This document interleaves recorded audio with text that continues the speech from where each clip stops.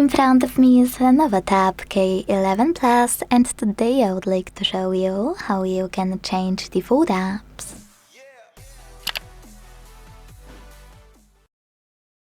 First of all, go into Settings and scroll to tab on this section called Apps.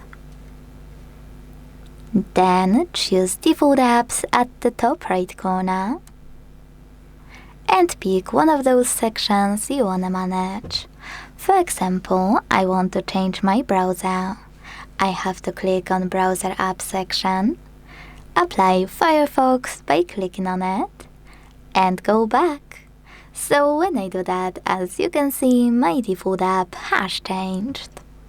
Thanks so much for watching. If you enjoyed this video, leave a like, comment, and subscribe. Bye!